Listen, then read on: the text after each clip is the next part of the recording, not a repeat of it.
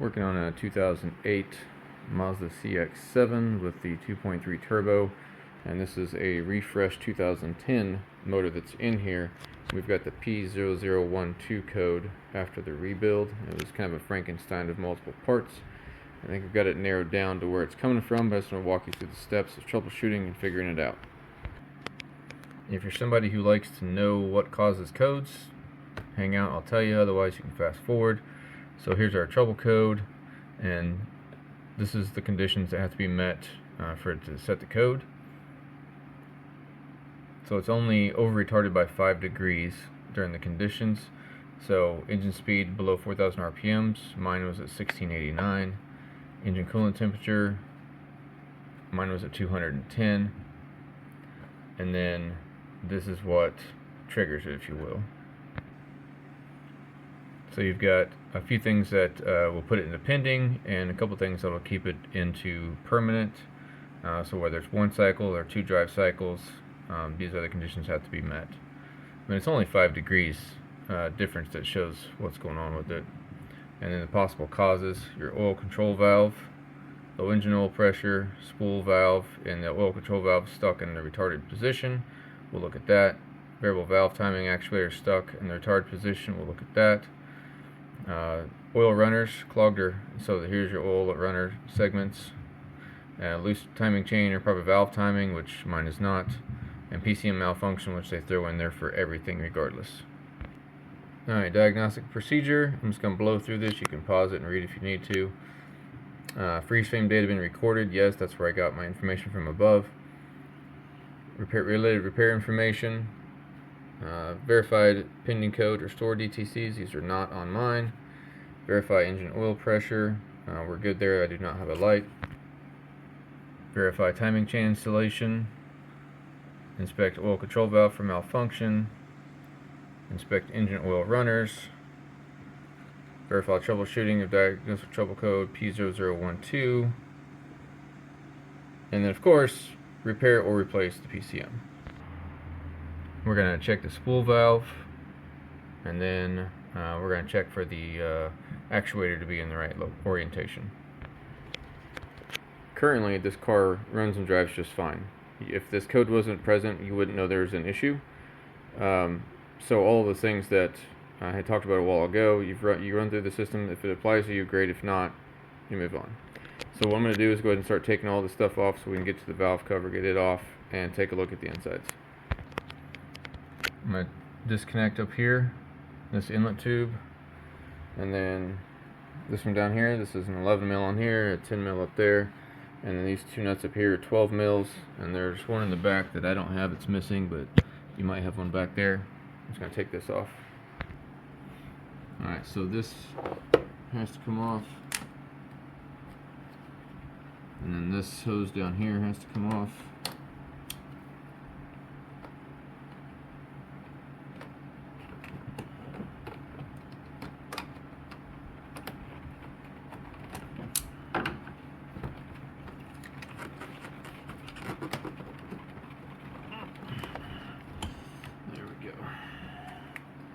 Okay, so everything's loose. Should be able to start pulling it up.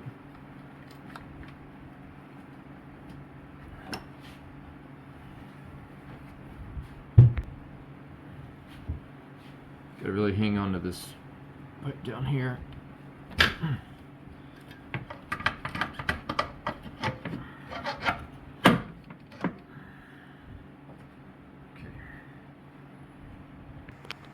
So for right now, all I want to do is get this valve cover off. I don't want to take anything else apart because I want to look at the internals while they're running. So it's not very difficult. Just got to take off some of these clips on everything.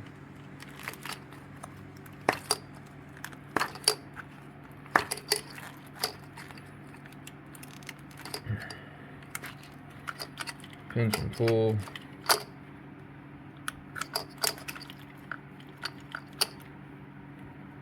Now this one, gotta be careful with. It's a little spade terminal. Don't want to break it. This is the power steering pump. Okay, deal with that in a second. Alright, so pretty simple, you don't need to see it. Just gonna take this stuff out. Ignition coils are out, and then you got to get rid of this ground right here. That's going to come off. And then same with these wiring harnesses here. So we need access to move this harness out of the way.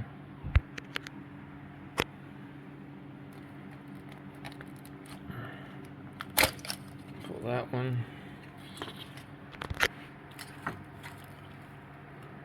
Okay, so that one we can pull. We can just bungee it out of the way or stick it behind something.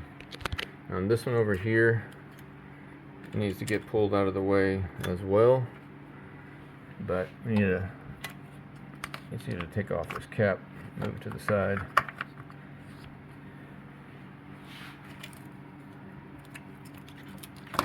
And let's get it completely out of the way so it doesn't hang up anything, and then we're going to take off this AC line from that nut. And that way you can just move it farther out of the way as you need to, because this one gets hung up on the valve cover. And outside of that, oh, gotta disconnect this line here. See if I can show you or not. There we go. Just squeeze in on the bottom of this, and that pulls up, and then I just usually leave that attached to the valve cover, and we'll get the valve cover off. So I'm just going to go around with the 8mm or 5/16, and just got to take off all these perimeter bolts. Okay, they're all loosened up.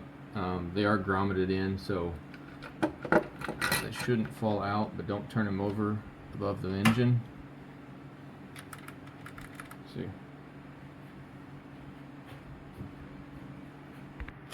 So the reason I'm doing all this is I want to check a few things. Kind of irrelevant to you maybe, but you know, I bought this engine not working, but it looked like someone had already gone through and had it refreshed at some point, and then it failed. So this is the new VVT solenoid. This particular actuator, I don't know if I can get it or not, is actually a Dorman aftermarket one that was already on here. It looked fine, but you know, Dorman, you never know.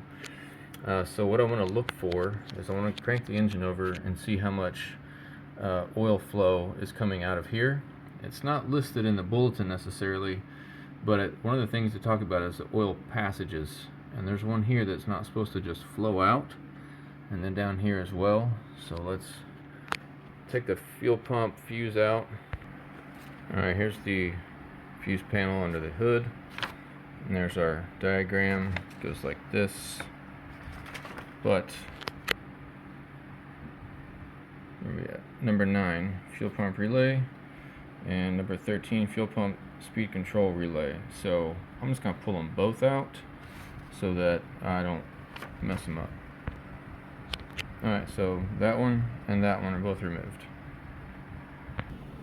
Alright, I'm going to crank it over a few times, and we're looking for here and here. See what's coming out.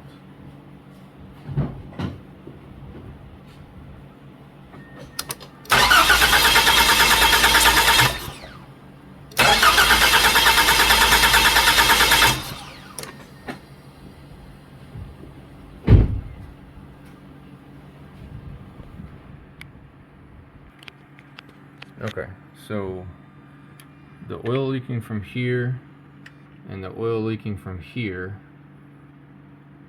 assumably is why it is that it's got a loss of oil pressure going to the VVT, the actuator, which is allowing it to remain in the position that it's detected in the code. That should be what's happening here. This is brand new, but I'm going to go ahead and test it too, but I need to get this test run first because I believe these should not be leaking in that capacity. Just going to take off this 8mm.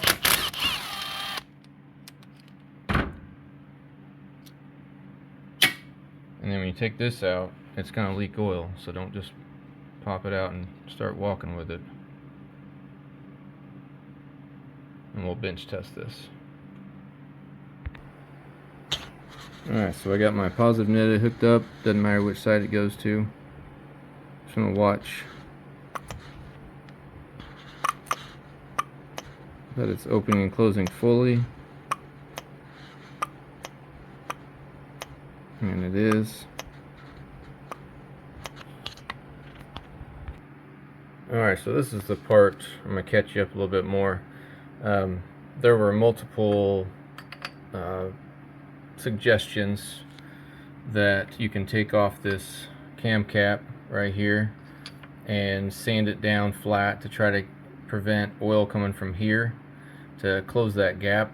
I tried it and to no avail. The other thing I'll suggest to you is that you've got to be very careful with when you do that. It is so easy to get it just off center a little bit, then you've got a worse problem than you started with. So this was the original cam cap that was on the engine, and it was leaking out of both sides like you just seen. And then this is from the old engine from the 08, and I put it on the same problems. So I did take this one off and sanded it down, and same problems. Now I'm not able to find these individually anywhere, so I'm not real sure how that's going to move going forward. So my next steps are to take this intake cam out with the actuator attached to it without taking the timing cover off, and just trying that process so I don't have to go that far into it. And that'll be the next steps that I'm getting into. Alright, let me catch you up on where we're at. So all this had to come out: battery, the intake box, all the intake stuff over here, the high pressure fuel pump had to come off. Yeah, just all the little crap. I'll show you. So high pressure fuel pump, I just left it as a single unit, and then you just got some bracket attachments that come off with it. And then here's that other intake piece right here, battery tray, intake box, you saw that. Alright, tools for the timing piece of this. So this is for a 2.0 Ford, and even though this Mazda is a Ford, it's a 2.3 and it is different. So if you've got this kit, this does not work. It is actually backwards of what you need. So they're backwards on the Ford versus the Mazda as far as this particular model. So this is your cork sport, and it fits on the correct way. And there's a piece here that does work the same. Alright, so this is the tool to put it on top dead center. It goes right back there behind the crank sensor where that wrench is hanging. There's a bolt, and that comes out, and this goes in, and we turn it to top dead center, which I'll show you in a minute. Here's where we're at in the process. Engine front cover blind plug, and then the upper blind plug. Alright, so this, off camera, this was absolutely horrific to deal with. The top one, not a big deal. It's just a 5/16 bolt, just like this. Short little guy, easy to access, easy to get to. It's right there, the one that's empty. The lower blind plug, I'll show you from the bottom. The lower blind plug is under that pulley right there, and that one was horrific to remove. So this is the lower blind plug. It's a T30, and it's tiny, and it's tight to get in there, and it's got thread locker on it. So I had to end up using my chisels and hammers and punches to try to get this thing to budge so I could get it off there, because it was just a pain. So I ended up taking the crank pulley off to give me access to do all that hammering, and then it also gave me access to get that plug out once I get my ratchet on there. But I would suggest from the beginning, take the crank off and then try to remove that and give you the most leverage as possible to help reduce the opportunity of stripping that out. And luckily I've got a spare timing cover that I've got a good plug, so I'll just replace it with the good one, but it's a T30. Alright, so this is that 10mm plug that comes from behind the crankshaft sensor. This is what's in the engine at all times. I've got the timing kit plug right here, and it's kind of sitting in the hole. And I'm going to go ahead and finish sliding it in. Yeah. And then you just screw it in but I can't really get that and video at the same time. Alright, so the plug is set all the way in. Get the lock, there we go. So it's all the way in. If it's not screwed all the way in, you need to back it off and adjust the crank until that goes all the way in. And then we're going to rotate the crank. Before we rotate the crank, just look where the camshafts are. So they're at an angle, and those will end up being horizontal, so we can slide this timing tool in. But we're going to rotate the crank now. It's a 21 mil. Just can put your bolt back in and let it snug up. And then once it hits that tool, it'll just stop. Okay. Alright, I had to stop for a second and recollect my thoughts.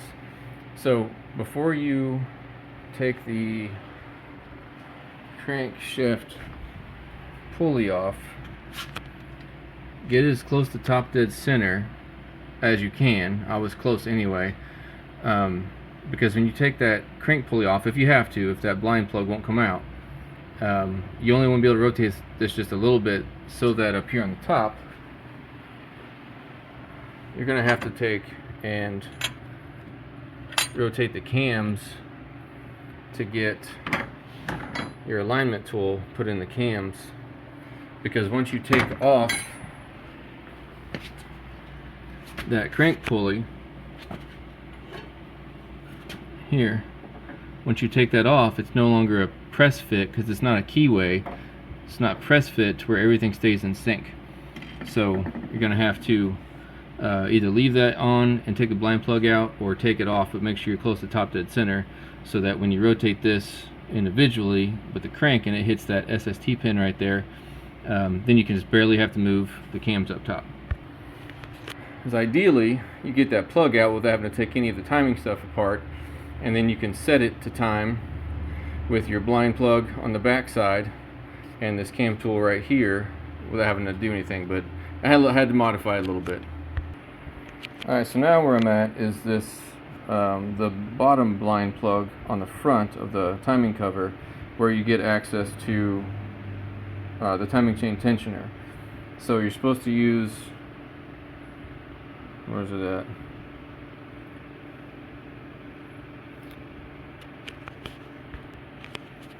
Yeah, using a hex bit or a Torx 15 socket.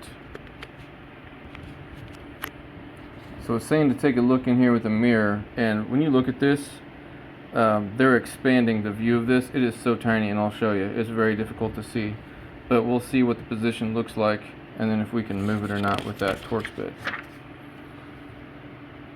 And then you've got to find another bolt, 25 to 35 millimeters in length. That's an MX by 1.0. So this bolt is the one that came out of the timing cover. This is the top plug on top of that pulley. This is one I just happen to have as a spare, and it's 27 millimeter maybe, but it's got the same thread pitch as that one. So this is going to be one that we're going to insert in to stop the timing guide. Alright, this is the bottom plug. I don't know if you can, let's see. There it is. Alright, so that little square thing is what they're referring to, that needs to be moved sideways to allow the tension to release.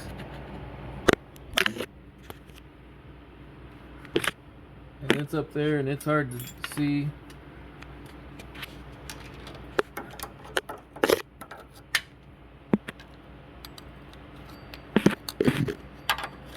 So anyway, I'll do this off camera, but you'll see the mirror and you're gonna have to move it. Yeah, it's gonna be a pain. So here's where we're at. We're gonna put in this top bolt into the top blind plug until it touches, and then we're gonna back it out just a little bit.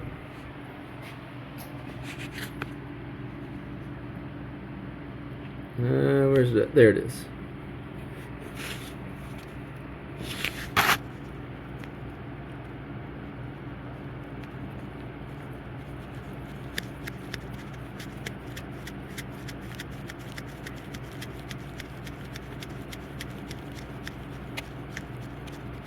Okay, so I've got contact. I'm just going to back it off one turn so it's close. Alright, next step, using the hexagon on the exhaust camshaft, apply force counterclockwise to facilitate unlocking the chain tensioner ratchet. So basically, take your 24 mil, set it on the exhaust cam, and it's saying to rotate it counterclockwise. Then using your hex bit socket or Torx bit socket, unlock the chain tensioner ratchet so that it can be lifted up. So that tiny hole I showed you a second ago is where I've got to somehow finagle this into unlocking it while I'm rotating the cam counterclockwise. Yeah. So then after it's released, I'm going to put tension clockwise on the exhaust cam so that it will put pressure on the tensioner and close it.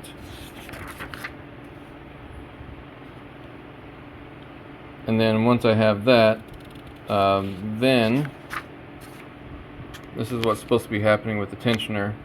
There's the plunger, not compressed, and then when you pull tension on the chain, it's supposed to compress it. And then that bolt on the top is sitting right here right now, one screw back, and then when it's tight, it should be able to screw that screw in into the tensioner arm, the guide, and it'll set in here and hold that back. Alright kids, here's the update. I've been trying to do this and this for the past 30-40 minutes, and I'm getting nowhere real slowly. I've tried my Torx, I've tried my just a right angle pick. The only thing that's happening is I'm injuring my elbow and getting irritated, so I'm going to take a break and may just have to end up taking the timing cover off on this thing. I don't know yet, but we'll try this another time. Okay, it's a new day with new success. Let me catch you up on what's going on here. So the plug down here, which is where the timing chain tensioner access is that we're trying to reset. Let me show you what that looks like. Because right now I've got a timing pin in it. And if you go back to in the beginning when I was showing you this access hole with that Torx plug that was stripped out of mine, I was looking in this hole, which you do not get this big of a view through the hole itself. So this is a timing tensioner pin that comes with them standard. This is what I used to secure it backwards. So initially I was looking at this piece here through the hole, thinking that that's this little knob here is what I was moving, but in fact I was trying to inadvertently move this big piece. So what that looks like on here, here's just a picture of one. So when you look through the access hole, you're going to see this piece of metal, and in the background you'll see the actual tensioner lock pin back here that sets those teeth. That's the piece you want to be looking for, which is behind this. So there's this, go back, and then there's this. So up here, when you're moving the wrench backwards to take the tension off, you're going to reach down in that access plug and use your pin and get all the way back in there, and then push it forward and pop this into the pin, into the hole. So as these come set from the factory, these are in the hole. That's the same hole you want to put this back into, and it'll hold it. Now it might sit back there just fine, but if you move it, then it might go away. Anyway, that's what was driving me nuts and what took me so long to figure out, so I don't want you to do the same thing. It's behind this first piece. Behind this metal is this one. That's the one you want to move on. It just doesn't look like it through that hole because it's such a tiny space, but that's what you want to do. So once you get your pin set, so here's what's happening is you're pushing back on this, you've got your hand down here, and you're sliding that pin back and putting it in, filling it to go into the hole. And then what you're going to do is where this upper plug is right here, you're going to feel for this to be able to screw in. Now what you can do is take this out and put a mirror in here, and as you move this wrench back and forth, you'll see the chain guide moving through the hole, and you can then see if it's out of the way or not, and then put your bolt in. So once you get that set, then you're supposed to be able to have slack on the chain, and I'll show you that. Alright, so what you're supposed to have done is you get the bolt in, and then you pull back on this to get slack on the chain. And there's not a lot of chain slack right there. And if you keep pulling back farther, it turns the intake cam with it as well. So what I think I'm going to have to do is take a big wrench, unless you got another one, and then just pull these in together to get me enough slack to loosen this bolt to take the chain off. Otherwise, I don't see this working and having to take the timing cover off. So that's what I'm going to try. Alright, this is a 21mm bolt on the exhaust cam. I'm going to hold one and push the other. Not bust my knuckles. Right. I'm going to bust my knuckles.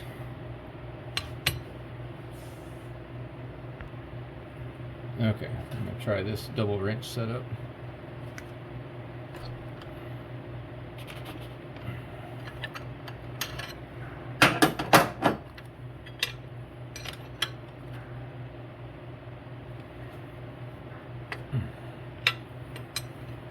Okay, that broke free.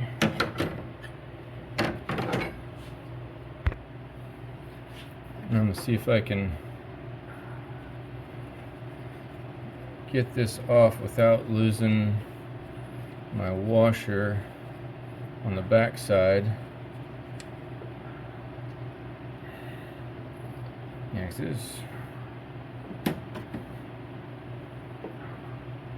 is just not a good system.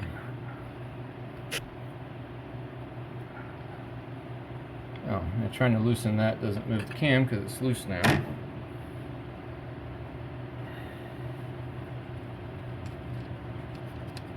Sometimes a shortcut is not a good shortcut. Get my magnet handy in case I drop my bolt down here.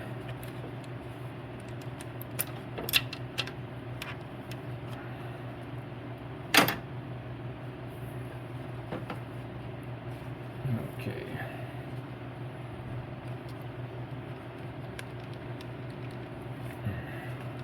Better watch my fingers. Okay, where's my washer?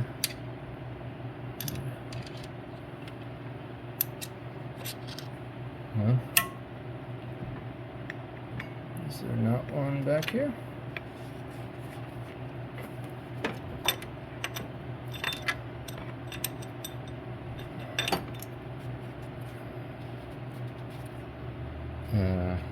Okay. Oh, here it is. I was stuck to it. And then hopefully the chain doesn't get dropped down and where we can't pull it back out. Alright, so now we're ready to get the cam caps off, and we're just going to go around and do some brakes. Just get them loose a little bit at a time.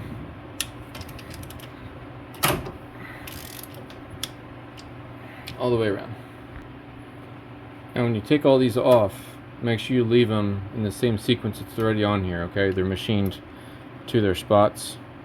So I'm just going to take them all off and move them to the bench.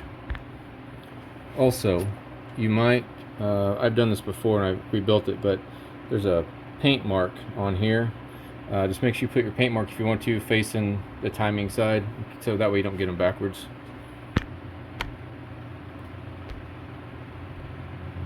Alright, all the caps are off.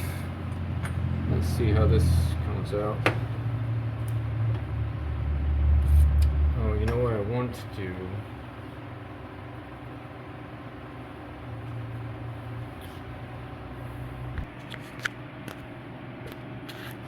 Okay, so I put paint marks on the associated link with that little pop out piece. So like on the bottom side of this one with that link, this with that link. The new one may not go in the exact same way, so it may be irrelevant, but at least I've got a count on links on there. And then the kind of links over to the dot on the other one.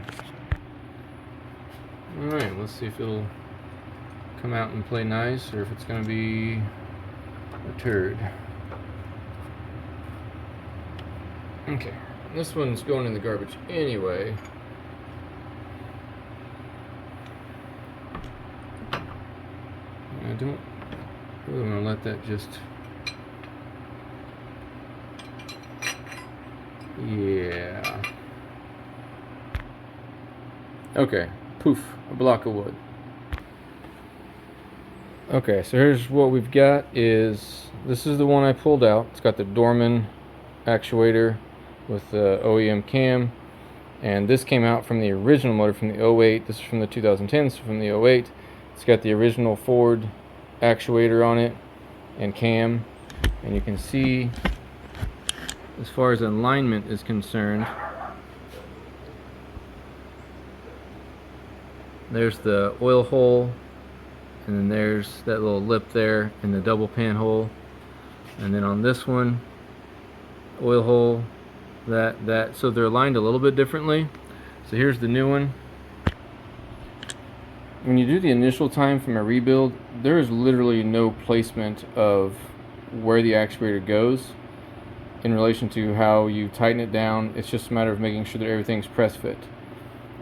This one indicates to place marks on the camshaft and VVT actuator so it goes back in its original position, which is weird since there wasn't instructions on that to begin with. But what I'm going to do is I'm going to go ahead and set it like this one, but there's no, like, they don't give a dimension or measurement of what this is, but we'll just get it close apparently. This is from the 08, and here's the wear on that cam bearing there. And this is from the 2010 that was rebuilt before I got it. You can see the wear on there, and those both had two different cam caps out of two different motors that came on there, and they both have the same type of wear. This is the brand new one, obviously no wear on it, but it's got the same code. There it is, L3K9124XO, as the one that came out of the 08.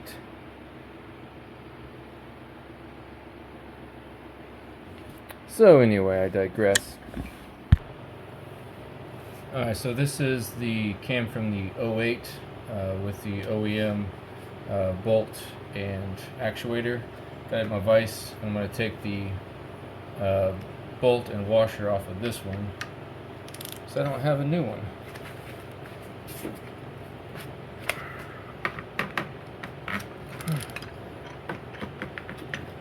Nope. This. There we go. I'm going to have to get a little closer on the next one.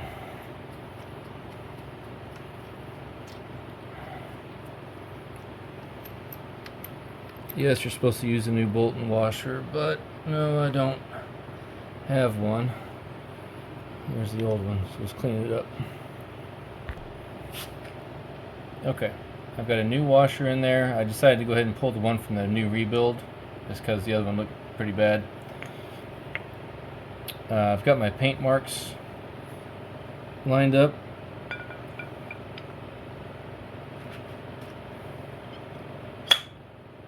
Right.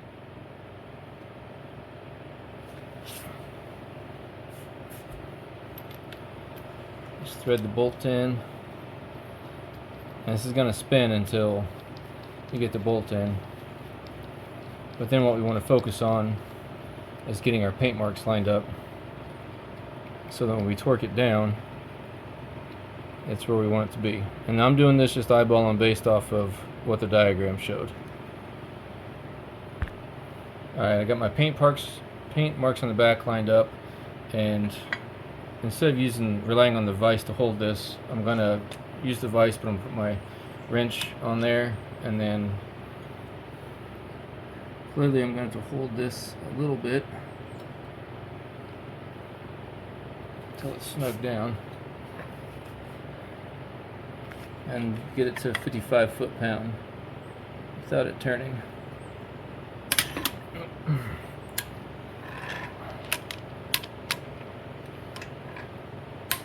Okay. So the other problem we're going to have here is the valve lash. So right, the distance between the tappets and the cam lobe, which when I rebuilt this with the original stuff, I reset all of those measurements so they were all correct. So now I'm going to have to remeasure all of these after I put this back in and see if we have to make any adjustments.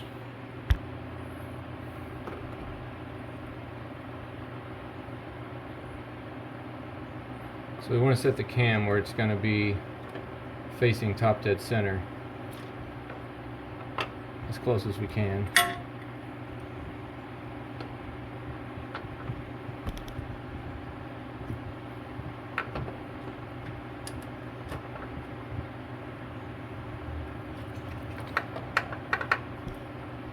And you always want to oil everything first. There's already oil from when I just did this, but we want to re-oil everything.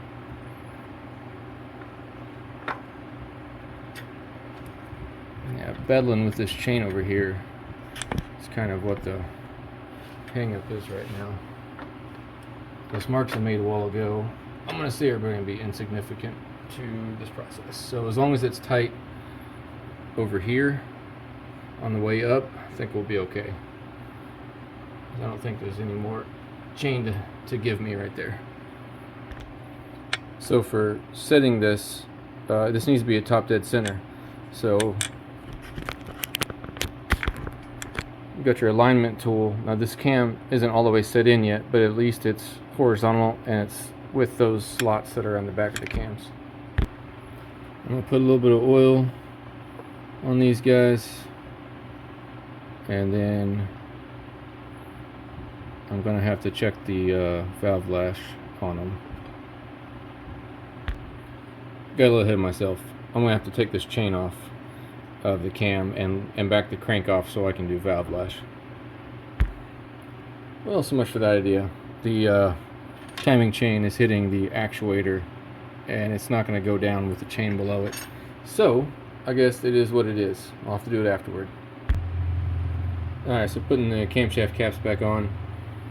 Here's your sequence and your torque specs on it.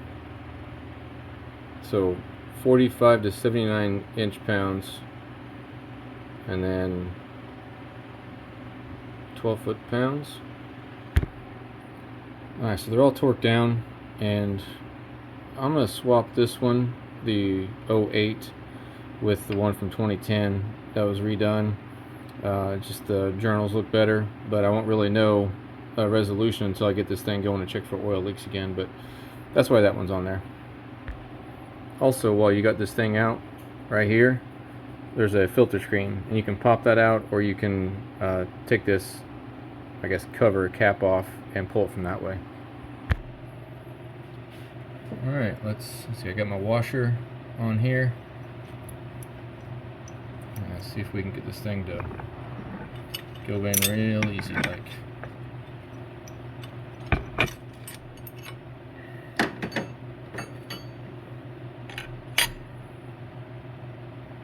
Is that literally in the way?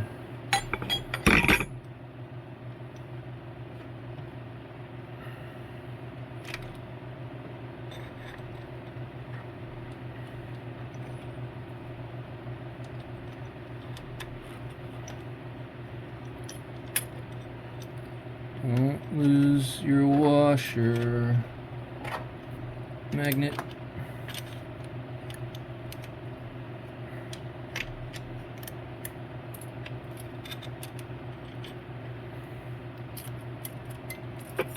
Get on there.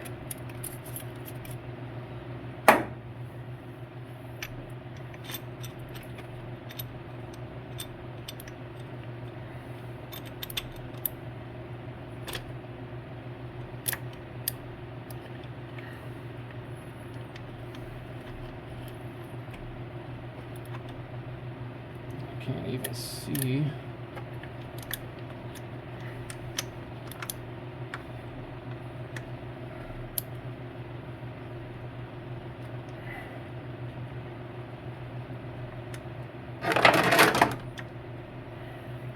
Alright, so the problem I'm having is the tension on the chain from where this is located, so I'm going to have to give myself some slack off of this side.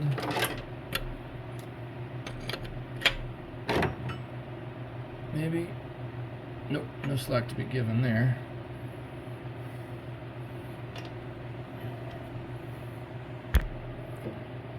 Alright, so I'm glad I stopped to check my work here, because this cam cap right here, I modified it previously because I was trying to just fix it without having to replace the cam. So when I sanded that down, it shortened the height of that cam journal. So now, when it's torqued down correctly, the cam doesn't turn. So that has to come off, and I've already replaced it with the other one. Had the same problem. So either now I try to fix the roundness, or I have to go and try to find a brand new cam cap, which I couldn't find in the first place, which is why I didn't order it. See, when the bolts are loose, we got movement, so gotta fix that. So what are the odds that I can take I have two of these, so who the hell cares, and a deep well socket that fits almost perfectly in here, and just give it a little sanding and check it with some plastic gauge and see how it looks. Okay, I've probably taken this cap off and on about 12 times.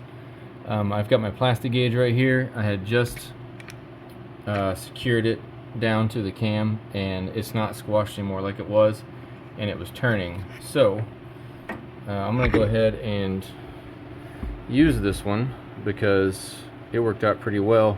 I used a 180 grit to really move it, and then a 320 grit to fine it down so the cap was a little smoother. I'm going to clean off that plastic gauge and then put this thing back on.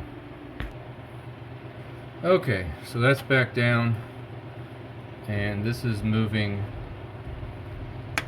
pretty freely, so I'm good here. So the tension with this removed and these on is basically identical as far as I can tell between the two, so it should be fine on that. Now we'll go back to trying to put this on now that we're going to have room to give it more slack.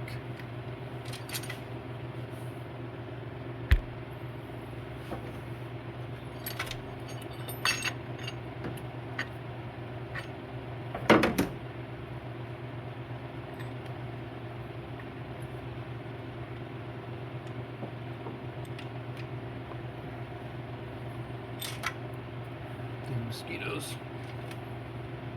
Trying to get that bolt lined up.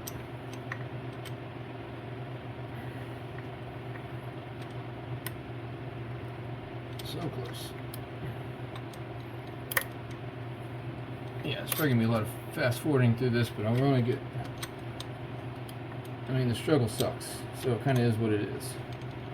And then not to lose our washer on the inside of here, which I need to check again.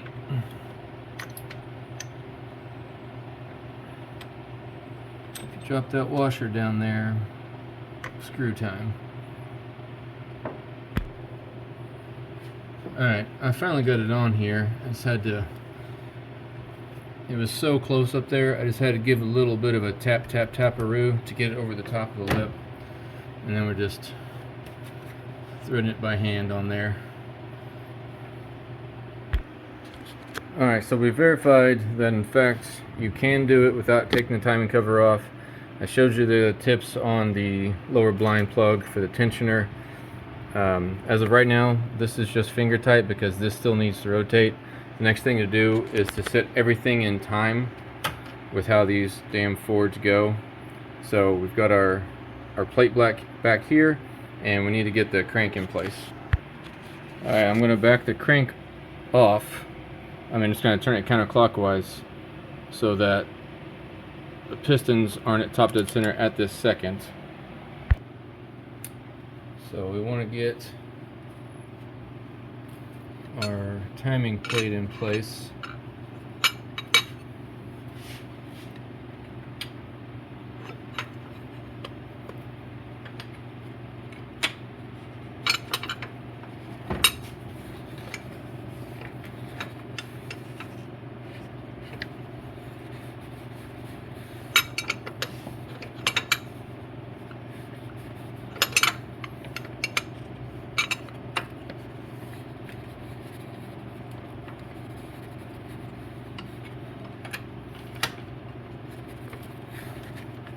Okay.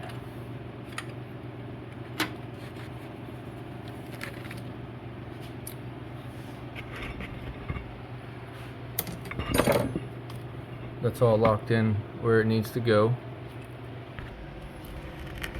Alright, so I'm going to put tension back on the crank.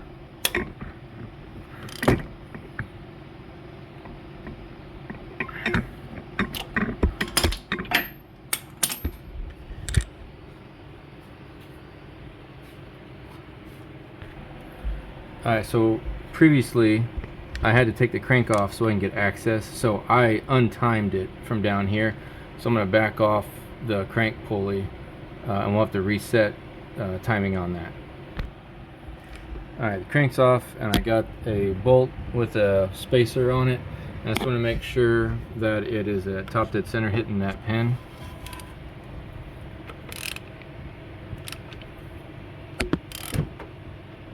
Okay, I heard it hit that pin, and then we just want to back.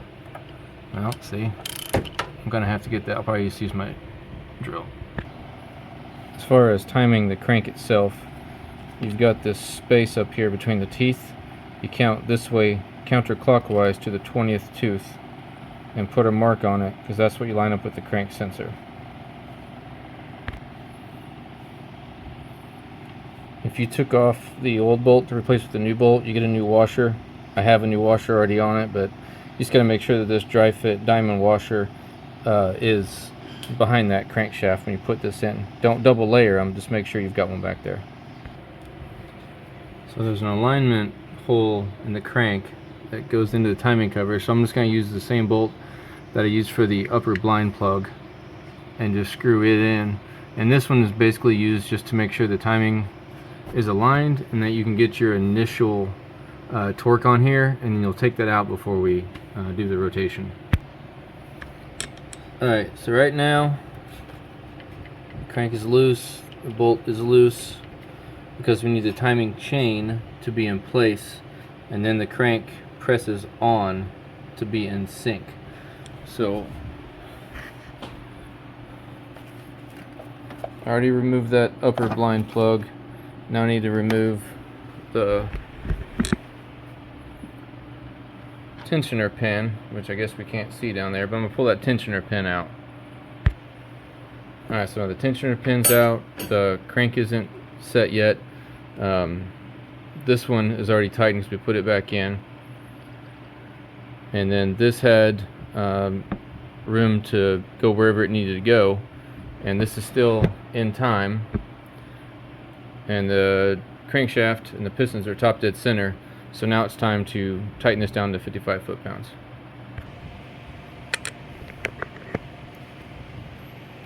Now we're ready for the 75 foot-pounds on the crank bolt. Again, that's in here just to keep it set for this one.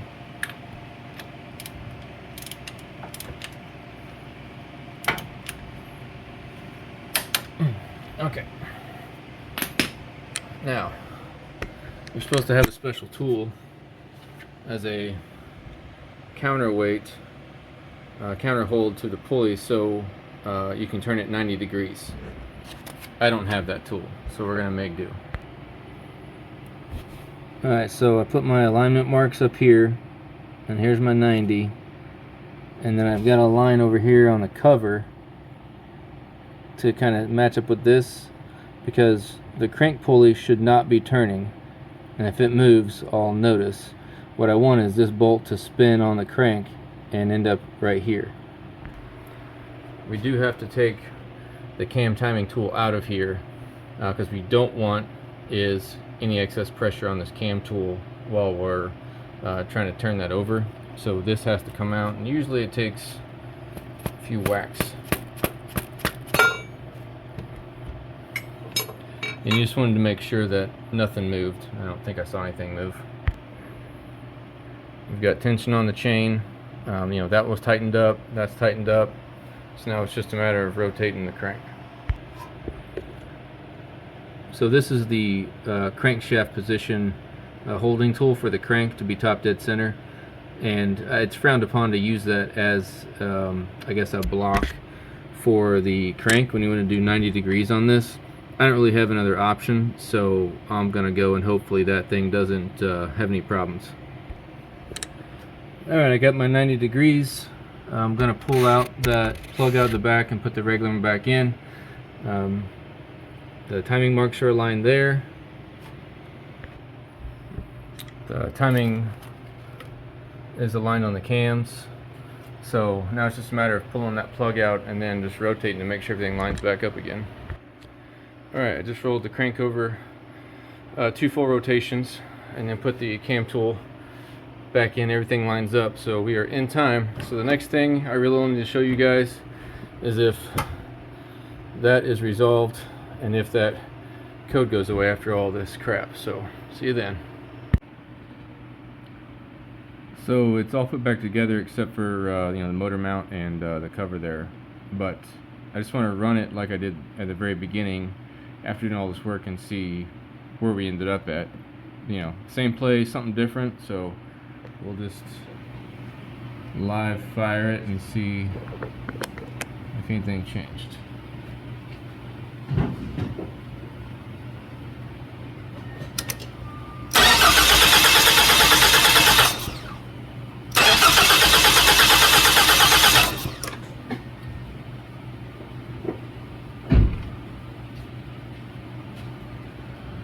So we've still got oil leakage from basically the same places that we had to begin with. Now, was the actuator bad on the other one? I don't know.